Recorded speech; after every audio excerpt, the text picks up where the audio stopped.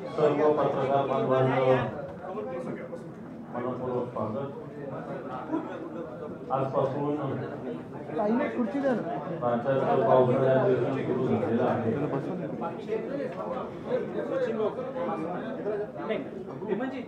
या सगळ्या धर्तीवर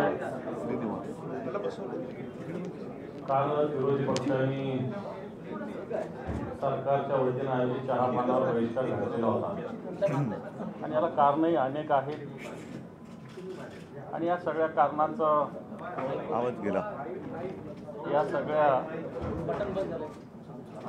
हॅलो हॅलो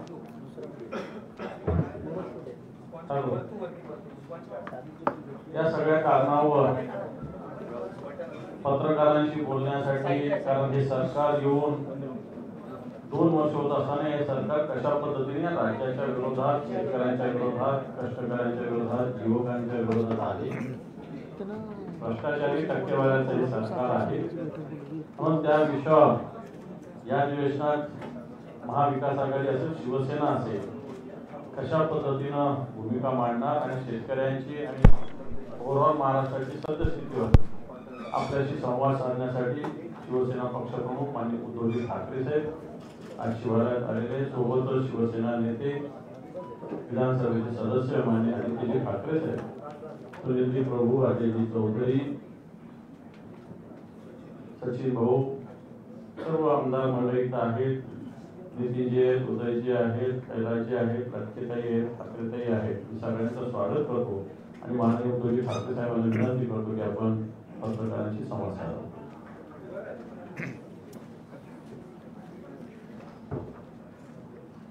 या सरकारचं निरोप घेण्याचं अधिवेशन आजपासून सुरू झालेलं आहे। संपूर्ण महाराष्ट्र या सरकारला बाय बाय सरकार म्हणते, खोके सरकारला बाय बाय म्हणते। साहजिकच आहे की या निरोपाच्या अधिवेशनात सरकारकडनं काही घोषणा होण्याची शक्यता आहे। उद्याच कदाचित त्याबद्दल काही घोषणा होतील। साधारणतः प्रथा अशी असते की दरवर्षी केंद्रात आणि प्रत्येक राज्यात अर्थसंकल्प मांडला जातो, सादर केला जातो आणि त्या अर्थसंकल्पाच्या अनुषंगाने ज्या योजना अथवा घोषणा त्याच्यामध्ये समाविष्ट केलेल्या असतात त्याच्यासाठी आर्थिक तरतूद केली जाते। अर्थसंकल्प एका बाजूला म्हटल्यानंतर उद्याचा जो काही घोषणांचा पाऊस पडेल हा गाजर संकल्प असणार आहे, कारण निधी खर्चच होणार नाही।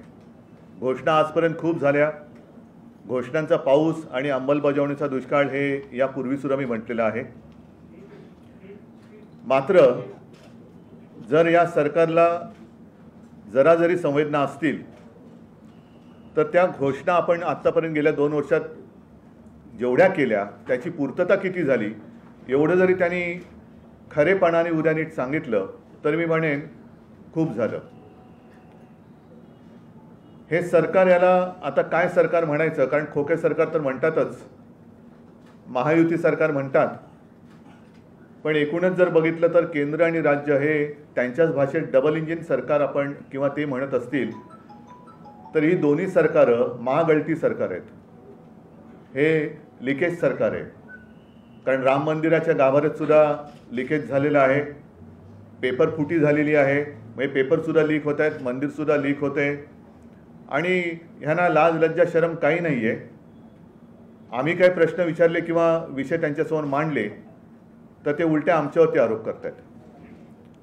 ठीक आहे, त्याच्यावरती या संपूर्ण अधिवेशन काळामध्ये आमच्याकडनं काही प्रश्न उपस्थित केले जातीलच, जीवाभावाचे प्रश्न महाराष्ट्राच्या जनतेचे उपस्थित केले जातील।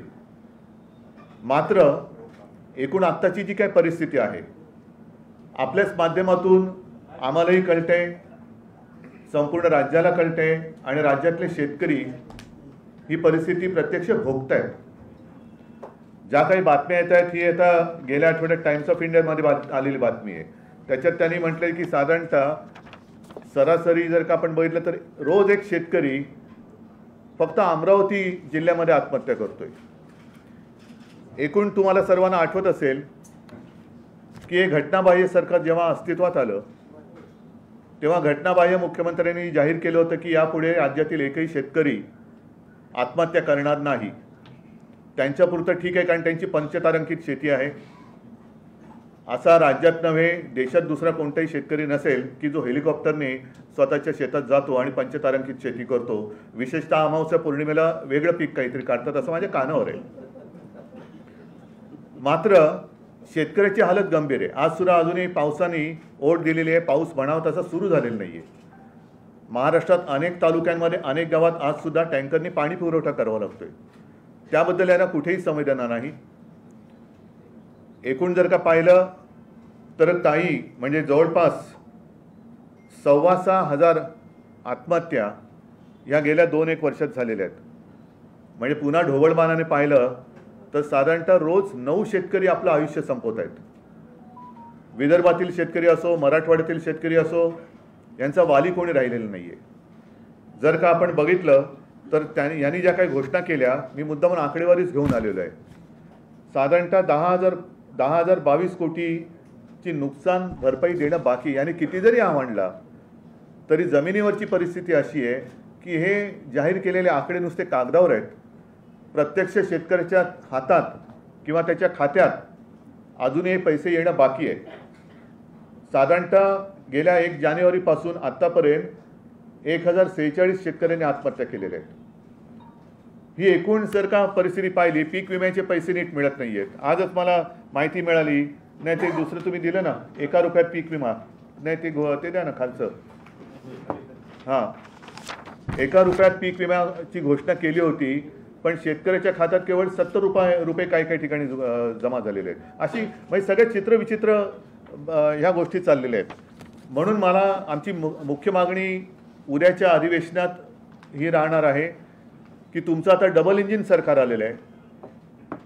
त्यांच्या सुदैवाने शेपटावरती निभावलं आणि कसेबसं NDAचं सरकार हे दुर्दैवाने आपल्या देशात परत आलेलं आहे. त्यांच्या लेखी असलेली महाशक्ती पुन्हा एकदा तिकडे विराजमान झालेली आहे. तर या डबल इंजिन सरकारने ज्याप्रमाणे मी मुख्यमंत्री झाल्यावरती नागपूरच्या माझ्या पहिल्याच अधिवेशनात कोणी न मागता मी 2 लाखापर्यंतची रक्कम पीक कर्जाची ती मी माफ केली होती, मुक्त केलं होतं. तसं आमची आज जाहीर मागणी आहे की एकूण ह्या तुमच्या थापा आता खूप झाल्या, नुसत्या घोषणासुद्धा आता खूप झाल्या. अजूनही 3-3.5 महिने निवडणुकांना आहे.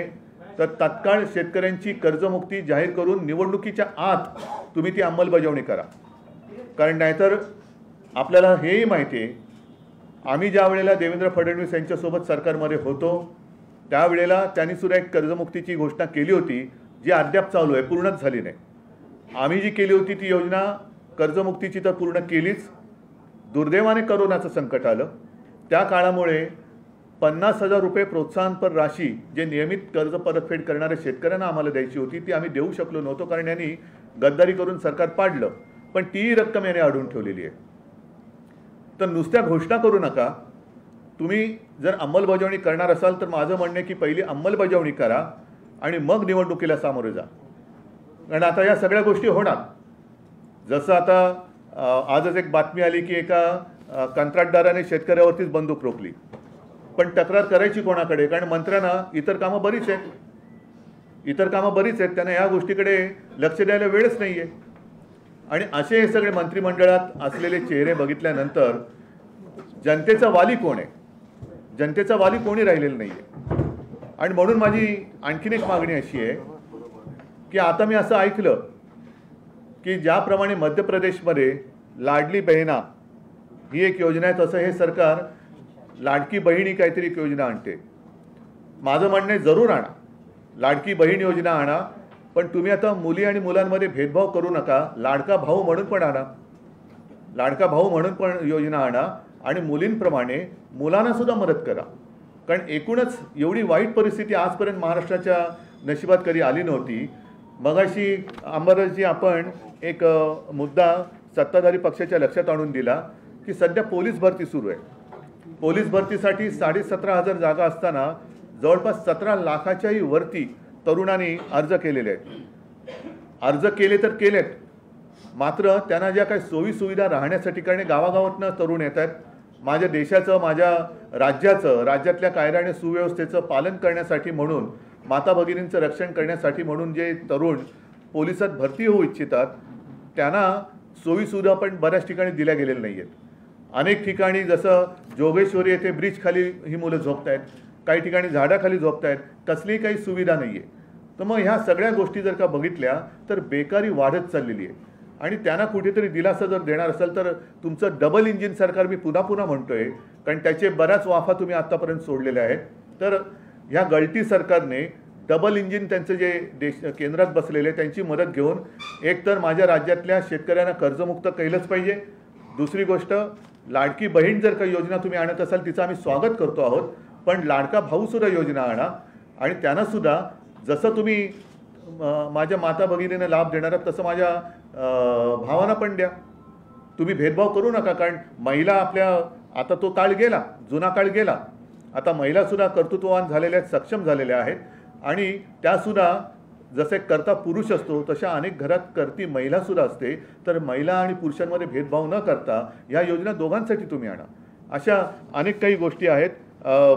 आत्तापर्यंत मुलींच्या मोफत शिक्षणाबद्दल जे काही आश्वासन दिलं होतं चंद्रकांत दादांनी, आज मला चॉकलेट देऊन गेले ते, तशीच ते योजनेचं चॉकलेट त्यांनी दिलं होतं जे पोकळ ठरलं. हे आता योजनेची चॉकलेट देऊ नका, कारण लोकांची सहनशक्ती आता जवळपास संपलेली आहे. कालच्या लोकसभेच्या निकालातून त्यांना जरी कळलं नसेल तरी आम्हाला कळलेलं आहे. जनता आता भोवडी राहिलेली नाही आहे की कोणी यावं आणि गाजर दाखवून आपलं काम करून घ्यायचं. तर ह्या गोष्टी आता जुन्या झालेल्या आहेत. तर ही योजना आणणार असाल तर त्याची अंमलबजावणी, उद्या जर का काही घोषणा करणार असाल, जर कर्जमुक्ती करणार असाल, लाडका बहीण लाडकी, लाडकी बहीण लाडका भाऊ, हां दुसरं लाडकी बहीण आणि लाडका भाऊ ही योजना आणल्यानंतर कृपा करून त्याची अंमलबजावणी सुधीर मुनगंटीवारांकडे देऊ नका.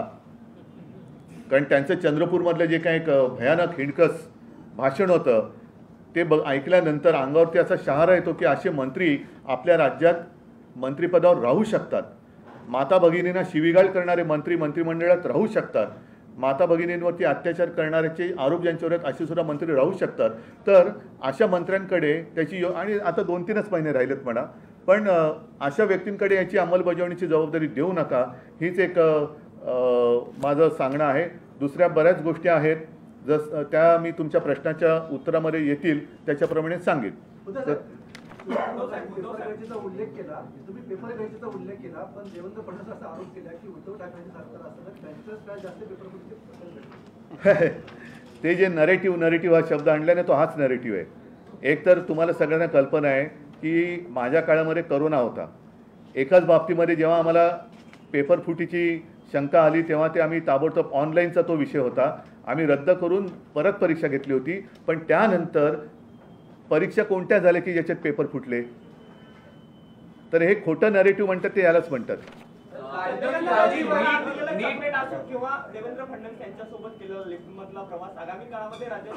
आता लिफ्टमध्ये मी आणि देवेंद्र फडणवीस एकत्र होतो. अनेकांना असं वाटलं असेल ते गाणं आहे ना, नाना करते प्यार, म्हणजे त्यांचा पाटोळ्यांशी काही संबंध नाही. नाना करते प्यार म्हणून तुम्हीच हे कर बैठे असं काही नाही आहे. ती एक योगायोगाने झालेली अनौपचारिक भेट होती.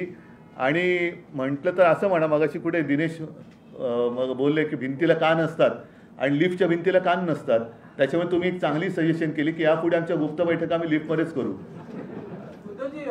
पुणे विद्येचं माहेरघर आहे, मात्र गेल्या काही दिवसांमध्ये ड्रग्सचं प्रमाण एवढं वाढलं आहे पुण्यामध्ये असेल किंवा नाशिकमध्ये असेल, यावर कोणतेही उपाय केले जात नाहीये. पूर्ण राज्यातून मुलं शिकण्यासाठी फक्त पुण्यात येतात आणि खूप चुकीच्या पद्धतीने जात आहे, कारण का पब आणि ड्रग्स ही संस्कृती आता पुण्यात सुरू झाली. ह्याच्या मुळापाशी जावं लागेल आणि तोही मुद्दा अधिवेशनात आम्ही जोरात उठवणार आहोत. पुण्यामध्ये त्याबद्दल आंदोलन तर आम्ही करतोच आहोत, परंतु सरकार एका सत्तेच्या नशेच्या धुंदीत आहे. त्या धुंदीतनं त्यांना खाली आणावं लागेल, कारण महाराष्ट्र पूर्ण नासवण्याचं काम होतं. हे ड्रग्ज येतात कुठून? मध्ये मध्ये ज्या बातम्या येतात त्या कुठल्या तरी गुजरातच्या एकाच पोर्टवरती हे ड्रग्ज सापडले जातात. माझ्या कानावर असं आलं आहे, त्याची सत्यता अजून पटवून घ्यायची की मध्ये एखादी कुठली तरी कन्साइनमेंट पकडल्यासारखं दाखवत, पण इतर वेळेला हा कारभार मोकाट असतो. तर हे ड्रग्ज येत आहेत कुठून? काही आपल्या राज्यामध्ये केमिकलचे जे बंद झालेले कारखाने आहेत तिथून याचा काही सोर्स आहे का? मग याच्यासाठी उद्योग मंत्री काय करतायत का? त्यांचे वेगळे काही उद्योग सुरू आहेत? तर हे बंद असलेले कारखाने इकडे कोण इन्स्पेक्शन करतंय का? यांचे जे काही कारभारी आहेत, अधिकारी आहेत, ते तिकडे पाहतायत का? अशा अनेक गोष्टी आहेत. पण हे जे काय ड्रग्सचं प्रकरण आहे, मला असं वाटतं याच्यामध्ये सर्व पक्षीयांनी, कारण ही महाराष्ट्राची पिढी आणि महाराष्ट्राचं भवितव्य नासवणारी गोष्ट आहे ड्रग्स. त्याच्यामध्ये केवळ आम्ही सत्तापक्ष आणि प्रतिपक्ष असं न करता सगळ्यांनी एकत्र येऊन हा विषय खणून काढला पाहिजे. मग त्यांचे कोणी सगळे सोयरे असतील, कोणाचे सगळे सोयरे असू द्या. मध्ये त्या एक ते नाव कुठलं गाजलं होतं, ललित पाटील. पुढे काय झालं? खरं खोटं आलं पाहिजे बाहेर. तर त्याच्याबद्दल सुद्धा साहजिकच आम्ही या अधिवेशनात पाठपुरावा करू.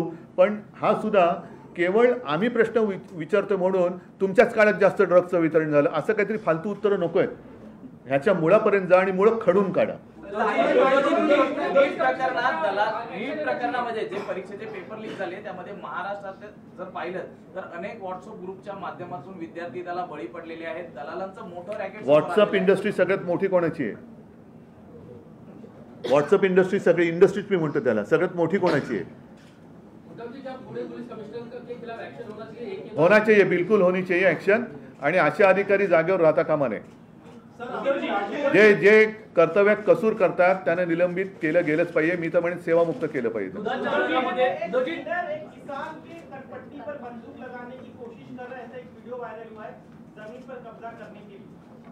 पुणे में ना, वही तो मैंने बात कही. और हमारे जिन्होंने मुझे चॉकलेट दिया आज, शायद आप भी थे, चश्मे दिन गवाह, तो आप भी थे. तो मैं तो यही कहता हूँ कि जिन्होंने दिया चंद्रकांत दादा पाटिल, उनके पास जब शिकायत की गई तो उन्होंने कहा कि आप ही को कहा कि आपके पास से जानकारी पहले आती है, हमें और सारे काम है. तो और सारे काम कौन से काम आप कर रहे हैं? मागच्या बजेटमधील कामं अजून सुरुवात देखील झाली नाही, तोपर्यंत नवीन बजेट येतोय. नेमकं चाललंय का या सरकारचं? कारण अजून सुरुवात देखील नाही झाली. हे म्हणून म्हटलं ना, यांची हा गाजर संकल्प आहे. गाजरं दाखवा आणि पुढे चला. पण आता ते चालणार नाही. उद्या एकूणच्या थकबाकी आणण्याची होती ना. अनिल परवांची सूचना चांगली आहे की मी तर म्हणेन उद्या काही घोषणा करण्याच्या आधी आजपर्यंत या लोकांनी ज्या काही घोषणा केल्या त्यांची प्रत्यक्षात अंमलबजावणी किती झाली याची एक श्वेतपत्रिका काढा. आणि मला खात्री आहे की ती श्वेतपत्रिका नुसता कोरा कागद असेल. एक मिनट दूध पे. मैंने जैसे कहा कि मध्य प्रदेश में जैसी चल रही है एक योजना लाडली बहना, तो मैं कह रहा हूं कि आप भेद क्यों कर रहे हैं? मेरा लाडला भाई भी करो ना, लाडला भाई भी करो, लाडली बहना भी करो. लाडली बहना का हम तो स्वागत करते हैं, स्वागत करते हैं. लेकिन हमारे कई सारे भाई बिना काम के रास्ते पर भटक रहे हैं, वो क्या करेंगे? तो लाडली बहना के साथ साथ लाडला भाई भी लाइए. आपकी महाशक्ति वहाँ से फिर से दुर्भाग्य देश का विराजमान हुई है, तो ले लो उनकी सहायता. और लाडला भाई भी योजना लाइए. एक आलो दुधाच्या दरात तफावत या ठिकाणी दिसतो. ग्रामीण भागात शेतकऱ्यांना 27 रुपये दूध मिळत आहे, भाव मिळतो त्याचा. मात्र मुंबईमध्ये 54 ते 55 रुपये. नाही, आज मला जी माहिती मिळाली की दुधाची भुकटी सुद्धा ही जवळपास इम्पोर्ट ड्युटी कमी किंवा माफ करून आयात केली जाते. त्याच्यानंतर दुधाची भुकटी पावडर, दूध पावडर ही आयात केली जाते. मी जेव्हा मुख्यमंत्री होतो तेव्हा आपण ती भुकटी ही आपल्या कुपोषित बालकांना मोफत वाटण्याची एक योजना आणली होती. आता ती आयात करावी लागते. आणि इथे तर दुधाचे भाव म्हणजे जे दूध उत्पादक जे शेतकरी आहेत त्यांच्या पोटावरती पाय हा. जसं कांदा उत्पादकांना तुम्ही निर्यात बंदी केली तसं या शेतकऱ्यांचं दूध किंवा दुधाची पावडर याची काही हे न करता तुम्ही त्यांना आयात शुल्क कमी किंवा रद्द करून, ती आता कन्फर्म करतो मी, आयातीची परवानगी दिली जाते. त्याच्यानंतर सूर्यफूल आणि मोहरीचं पण जवळपास 3 लाख टन तेल हे आयात शुल्क न लावता हे आपण आणतोय. मग हेही शेतकरी मेले. मग सरकार आहे कोणाचं? एक तर तुम्ही नुसत्या घोषणा करताय, शेतकऱ्यांना कुठेही मदत मिळत नाही आहे, विम्याचे पैसे मिळत नाही आहेत. आता काल परवाकडे घटनाबाह्य मुख्यमंत्र्यांनी प्रशासनाला आदेश दिले 5 दिवसात नुकसान भरपाई करा. कोण करणार? पैसे देत आहे कोणालाच नाही आहे. उलटं पीक विम्याचं सुद्धा मी सांगितलं ना, ते होतं ना कुठे गेलं कागद, त्याच्यात दलालाचे फोन येतात त्यांना पैसे तुम्हाला मिळवण्यासाठी. हे सगळं आम्ही आमचं सरकार आल्यानंतर खणून काढणार आहोत. एक मिनिट. आपने कहा लीकेज की सरकार है, महाराष्ट्र में भी नीट का मामला जो है सामने आया लातूर में, इसको लेकर क्या कहेंगे? नहीं, मैंने कहा ना कि ये तो लीकेज सरकार है, ऊपर भी और नीचे भी. राम मंदिर, रामलला जहाँ इन्होंने विराजमान किया, वहाँ के जो संत है उन्होंने कही है बात कि वहाँ भी लीकेज है. तो इनकी सरकार तो लीकेज की सरकार है और ये कारोबार नहीं संभाल सकते, मंदिर नहीं बांध सकते ठीक से, कारोबार नहीं संभाल सकते, क्यों हम उनको वोट करें?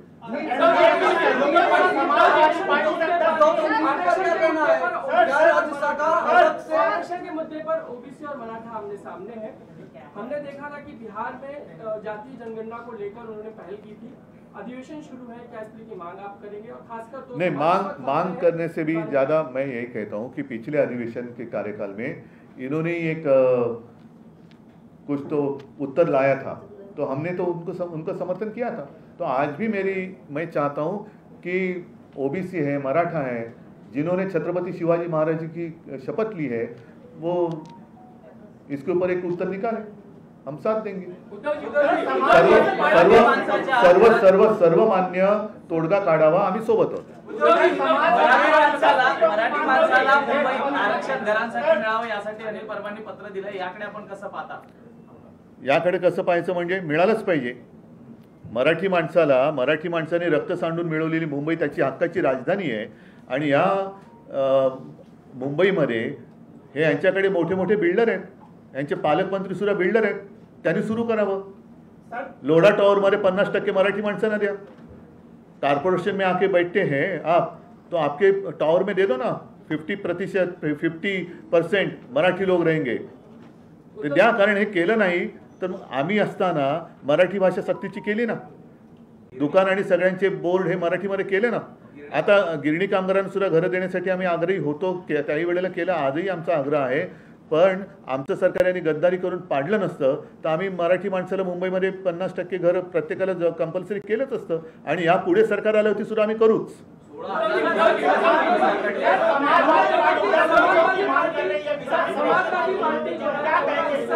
समाजवादी पार्टी आपका हिस्सा है, वो मांग कर रहे हैं कि 5% आरक्षण जो महाविकास आघाड़ी सरकार ने दिया था वो हमारी मांग मान ली जाए तो ही आगे जाकर आपके साथ काम कर पाएंगे. यह बुआ समाज की मांग है. पहले प्रधानमंत्री जी क्या करना चाहते हैं, क्या करेंगे? चंद्राबाबू ने जो की है बात, क्या उनका समर्थन मोदी जी कर रहे हैं क्या, नीतीश जी का कर रहे हैं क्या? तो वो ऊपर वाले क्या करते हैं वो देखेंगे. उद्धव जी संजय राऊत असे म्हणतात आहे की आगामी विधानसभा निवडणुकांच्या पार्श्वभूमीवर महाविकास आघाडीने मुख्यमंत्री पदाचा चेहरा जाहीर केला पाहिजे. मुख्यमंत्री पदाचा चेहरा न जाहीर करता सामोरं जाणं माझं पहिलं मत असं आहे. प्रश्न घेतो आणि लोकसभेला उद्धव ठाकरे यांनी जे काम केलेलं आहे ते महाराष्ट्राने पाहिलेलं आहे. बरोबर आहे. पहिल्या प्रथम महायुतीमध्ये त्यांच्या अपयशाच्या धन्याचा चेहरा समोर येऊ द्या, कारण ते एकमेकाकडे बोटं दाखवतात, तुमच्यामुळे आम्ही पडलो, त्यांच्यावर तो चेहरा येऊ द्या. आमचा महाविकास आघाडीचा चेहरा योग्य वेळेला आम्ही आणू आणि आमच्या महाविकास आघाडीचा चेहरा माझा महाराष्ट्र आहे. त्याच्यामुळे पहिलं मला वाटतं आमच्या वर्धापन दिनाच्या भाषणात बोललो, वाजवले ना 12 आता जाऊ द्या ना घरी. तर आता त्यांच्याकडनं अपयशाचा धनी कोण हा चेहरा पहिला नक्की होऊ द्या. आमचा मुख्यमंत्री पदाचा चेहरा आम्ही करू घ्या. अर्जुन पुरस्कार शिवछत्रपती पुरस्कार हे महत्त्वाचे पुरस्कार महाराष्ट्रातील आंतरराष्ट्रीय खेळाडूंना दिले जातात. त्यांची थेट नियुक्ती शासनाच्या नोकरी संदर्भात केली होती, मात्र गेली 7 वर्ष झाली त्यांच्या नियुक्त्या झाल्या नाहीत. त्या खेळाडूंना आता आपले पद परत करण्याची वेळ आली आहे. बघा, हे ज्या गतीने सुरत, गुवाहाटी, गोवा पळाले तर त्यांनाच आता एक चांगला पुरस्कार या निवडणुकीत जनता देईल, पळपुटा पुरस्कार. आणि त्याच्यानंतर हे त्यांच्या हक्काचे जे कर्तृत्वाचे पुरस्कार आहेत ते आमचं महाविकास आघाडीचं सरकार आल्यानंतर आम्ही जरूर त्यांचा आदर मान करू.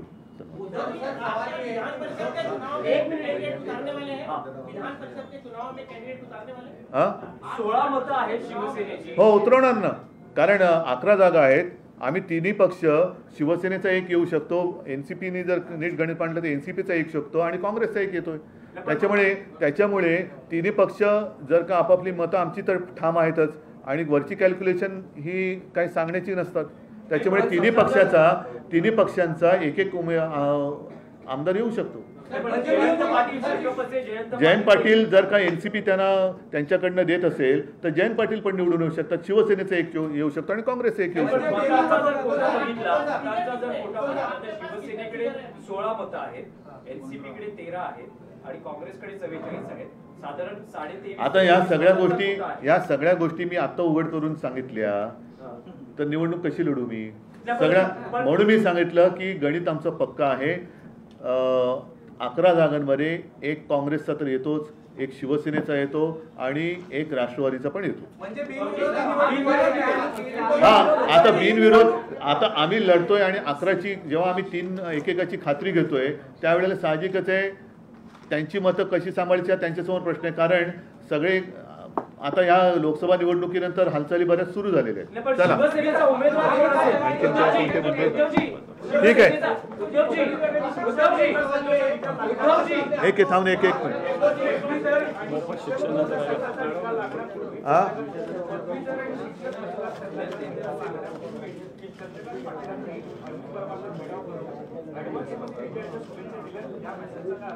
म्हणून मी म्हटलं ना की येथे ही विधान परिषदेची जी निवडणूक आहे, जर निवडणूक झाली तर गमतीशीर होणार आहे.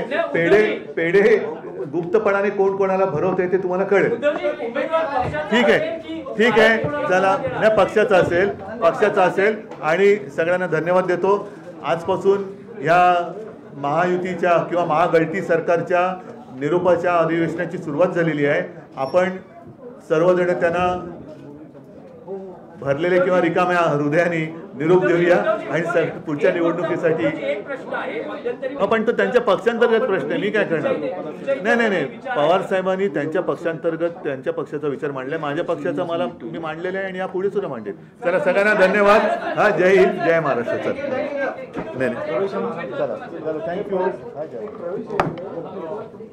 आपण जर पालघर जिल्ह्यातले काही प्रवेश आहेत तर आपण थांबला तर माझी विनंती आहे 2 मिनिटात प्रवेश आपण करता.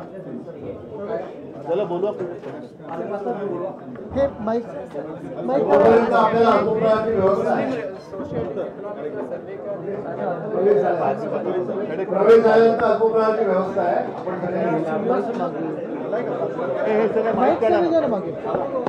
माईक डिस्कनेक्ट करा.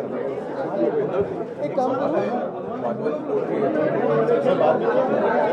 एक 5 मिनिटं आत जाऊ. 5 मिनिटं आत जाऊ. ते लोक आलो परत येतो.